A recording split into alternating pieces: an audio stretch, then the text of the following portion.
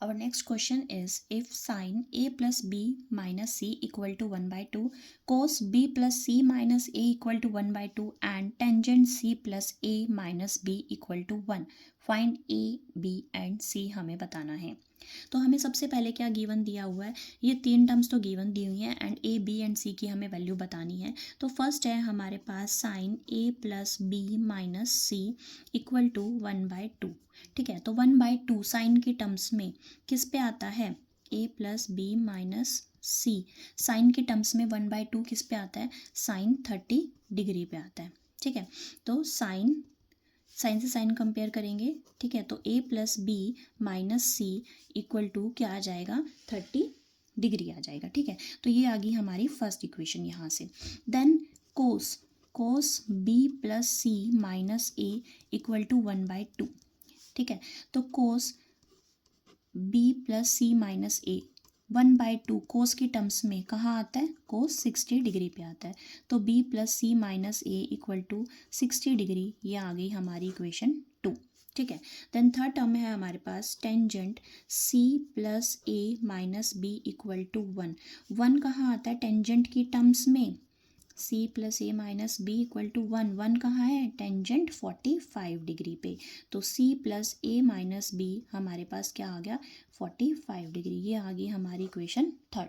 तो अब हमारे पास एक इक्वेशन ये है, एक ये है और एक ये है। इन तीनों को सॉल्व करके हमें क्या करना है, ए बी एंड सी की वैल्यू बतानी है। ठीक है, अब हम देखें तो अब तीनों को कैसे सॉल्व करेंगे। तो सबसे पहले हम क्या देखते हैं, फर्स्ट टू इक्वेशंस को देखते हैं। ठीक है, तो धीरे धीरे हमें सिंप्लीफाई करना पड़ेगा।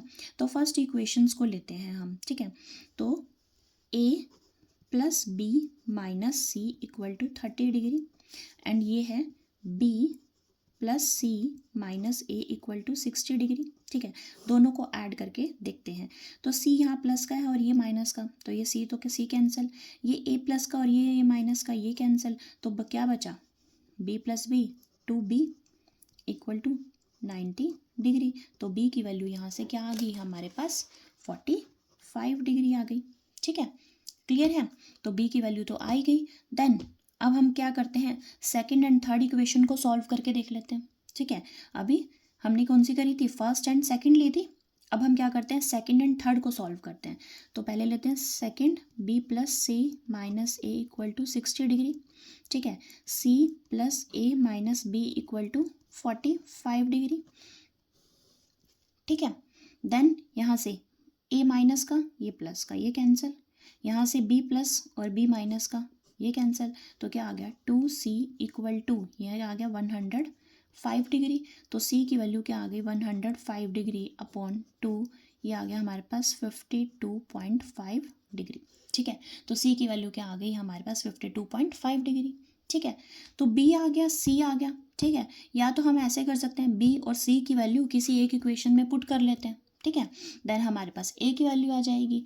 ठीक है, हम ऐसे भी कर सकते हैं। अदरवाइज अभी हमने first and second equation solve करी, सेकंड एंड थर्ड करी, अब फर्स्ट एंड थर्ड भी कर सकते हैं। ठीक है, तो फर्स्ट एंड थर्ड अगर हम करते हैं तो यहाँ से हमारे पास क्या आ जाएगी, a की वैल्यू भी आ जाएगी। देखिए कैसे, a plus B minus C equal to 30 degree, c plus A minus B equal to 45 degree.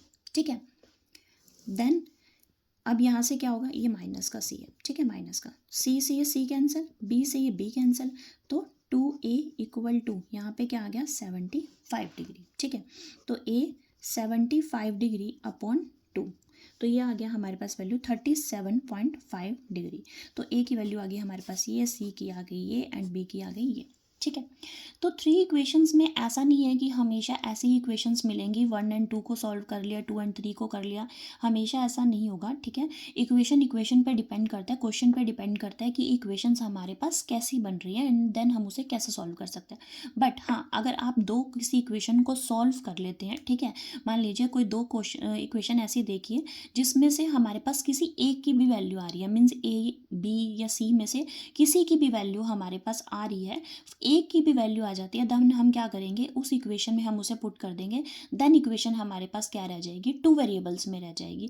Then हम उसे सिंपली मतलब ईजिली सॉल्व कर सकते हैं देन, ठीक है, क्लियर है।